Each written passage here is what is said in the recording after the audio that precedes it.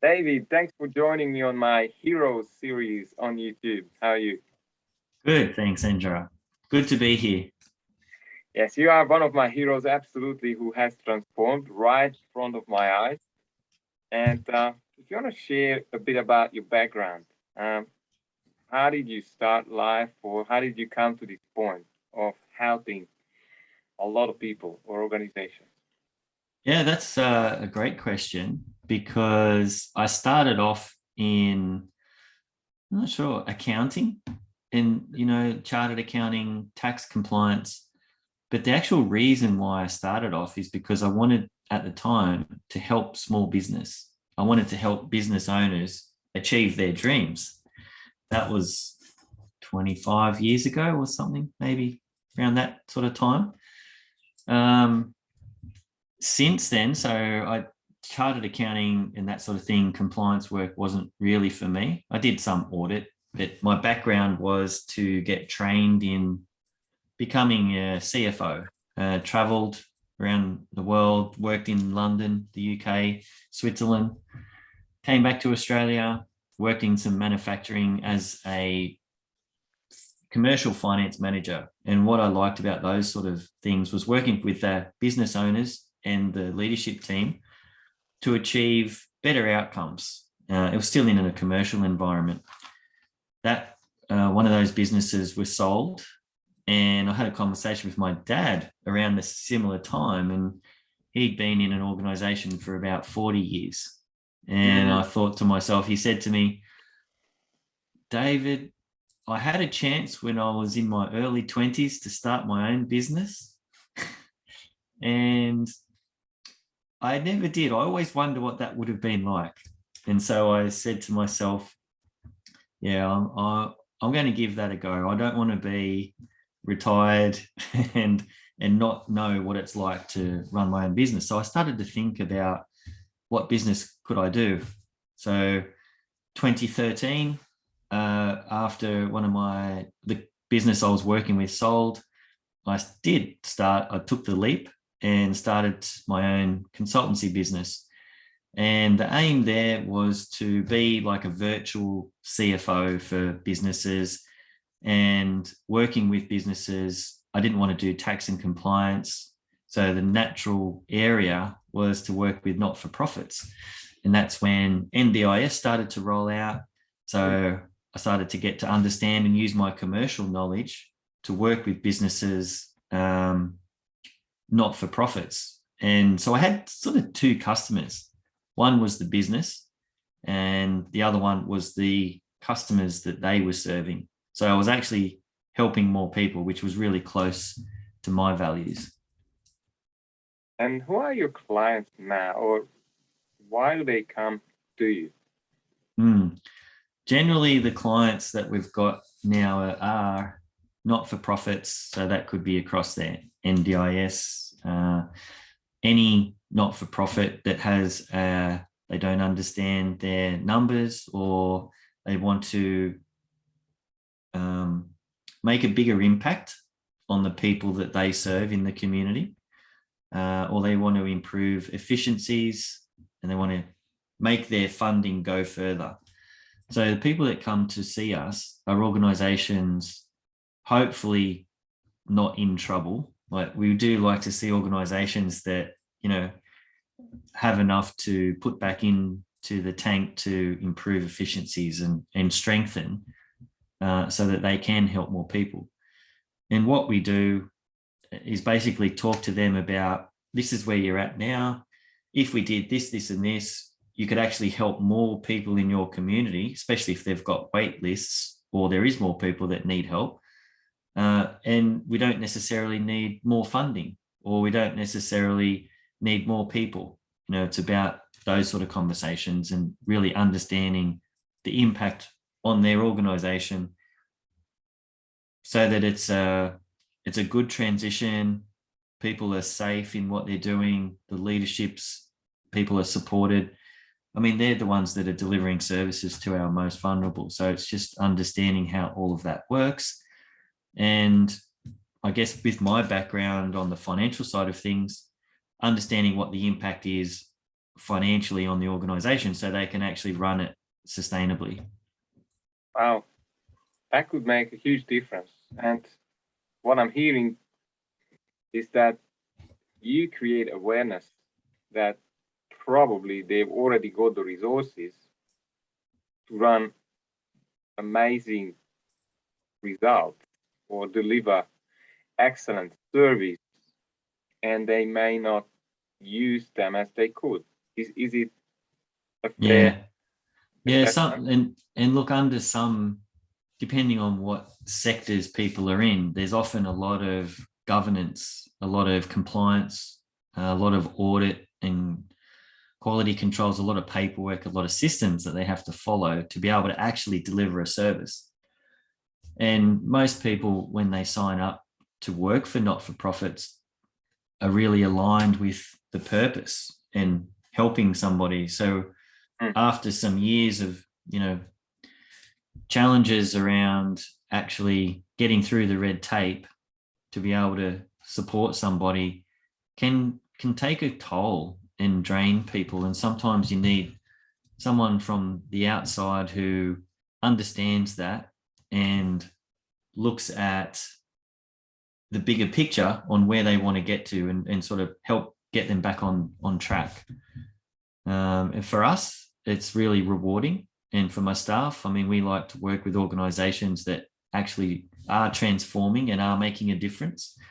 And we measure how many more people or how many more, the opportunity to help more people. And we've seen some, great turnaround stories and great growth stories in the not-for-profits that we're working with. That's profound. And how long would it take for you to do a small assessment of where they are, or maybe a long one? So if someone's watching this video, and I would encourage them to reach out to you, and we'll have all of your details under this video. But how does it look when they come and have a chat? So the timeframes, I generally look at a 3-month period from making decisions, going through some process, doing some models, talking to people, and basically getting an assessment of where are the next steps. What's the low-hanging fruit? We want to get a return on investment immediately. So what are the low-hanging fruit? And then there's some medium and longer term recommendations. And then there's some longer engagements where we're working with leaders. So we've got a plan on where we want to be, and then we're working with leaders, and we're showing that an improvement with leaders and supporting leaders and their teams, the financial, the metrics of the organization are improving. So that can be over 12 months and working that in 90 to 120 day cycles. But there might be some initial work, 2 to 3 months to get into that framework. Okay. And I'm wondering, do you have a few case studies if someone is interested in really understanding the mechanics and the impact that you are creating? Yeah. So there's some case studies on the website. I've written a book about the case studies. Each chapter is on a case study. Okay. And that's about the key to a thriving NDIS organization, but the same principles can be applied to any organization. But some of those turnaround might be that an organization early on in its NDIS was probably about 5 mil turnover. At the time, there was a lot of unknown. NDIS was coming in and rolling out. There was a lot of changes in the funding model. And the board thought that they had 18 months to go. And we came in, understood the drivers, did some modeling, and talked to them about, how could they improve things. They changed the mix of their products. So there had to be some change. And they're now actually have grown to about 40 mil turnover. and they're helping more people, and they're setting themselves up for improvements in efficiencies so that they can help more people, even more people. But the board at the time would not have thought that that was even a possibility. And, there's been a number of different cases. One organisation we worked with and just looked at one department, and that was losing, $1 million. So we ended up going through the same process, making some recommendations, and within 18 months, after implementing all of those recommendations, it was turning around and that department was making a small surplus. So it's just amazing, because that can mean that, not that they're saving money, but it means that they're helping more people.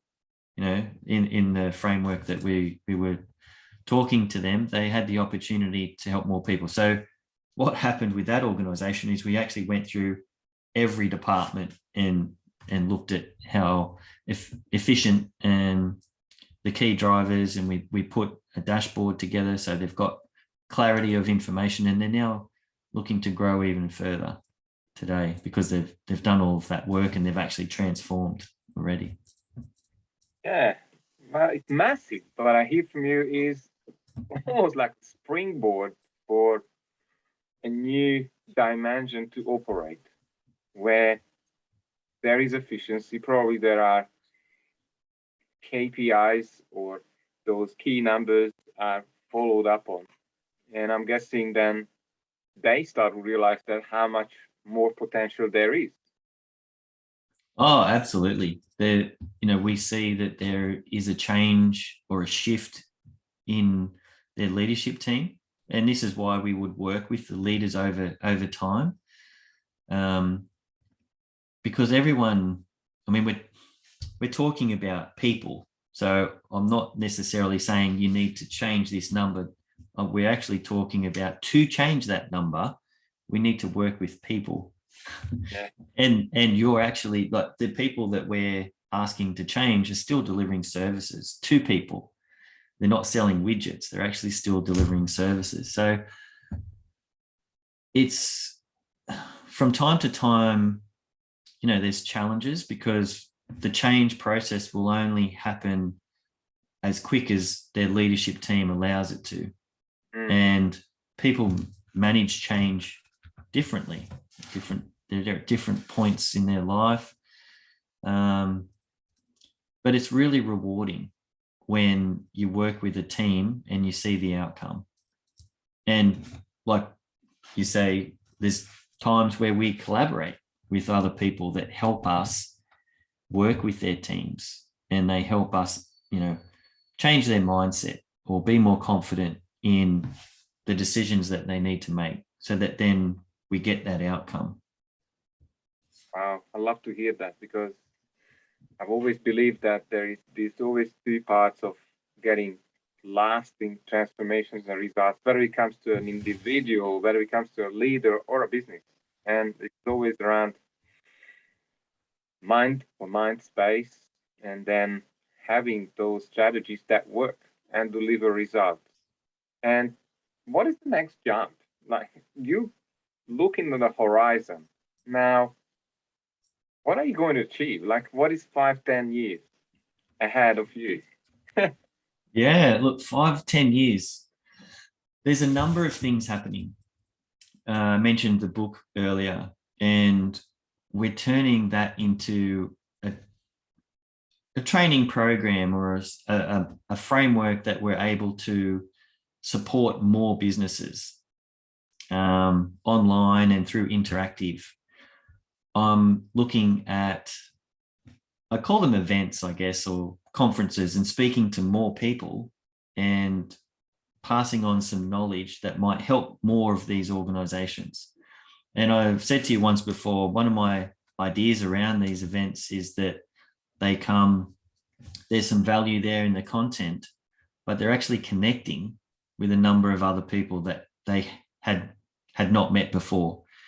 And my vision is people walking out, arm around each other, people that they haven't met, and going, all right, we're going to make a difference. So when you ask about where to from here, we want to impact, say, over the next 5 to 10 years, 1 million organizations or 1 million people. We want to impact 1 million people across the not-for-profit space. And that is businesses, but it's also the people that they are there to serve and their families. And it just has this ripple effect. And yeah, it's really, really rewarding. I love to hear that. And tell me, who do you need to be in contact with? Who could help you to really make that happen? Because this video could maybe bring you contacts, the right people. Okay.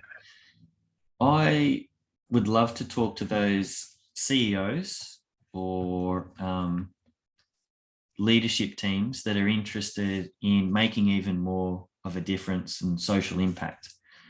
And they could be across the NDIS, they could be across community services, they could be across community housing and aged care. And the ones that I'd be interested to talk to are about the ones that really do want more, and they want to be able to support their staff to enable that to happen, because we're obviously focusing on staff, but we're also looking at what the impact is on the key metrics. So I want to talk to those CEOs and leadership teams that are interested in transformation in those areas.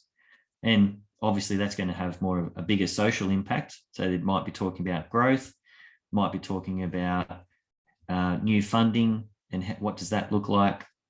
But the end game in mind is how can they continue supporting more vulnerable people in their communities. And so I think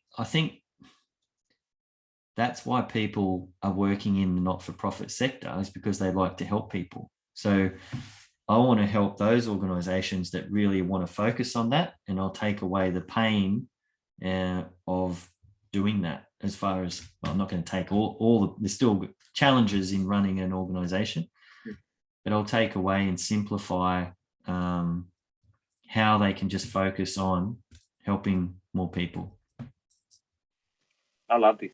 I already see you as a pioneer with the flag running and starting a heart-centered revolution where there is a new level of authentic leadership and care from management in this NDIS aged care space, where they care about the end product. And it's not a product, actually. These are all people. Yeah. And change needs to come. That's my understanding.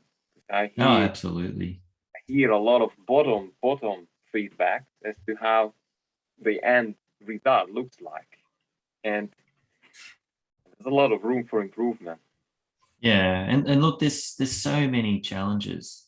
But if you think about the changes we've gone through in the last 2 years, 3 years, and the amount of change that we're needing to go through in the next 10 years, we really do have to support our people in business, in organizations, delivering services to other people. That's how we're going to sustain these organizations, by supporting these people so that they can continue delivering great services to their customers. And it's amazing. I'm very excited to hear this. And if you want to, just tell me in the video now, and then we'll drop every details about your website and all of that. But if someone wants to reach out to you right now, watching this video, how can they get hold of you? They can send me an email. They can give us a call.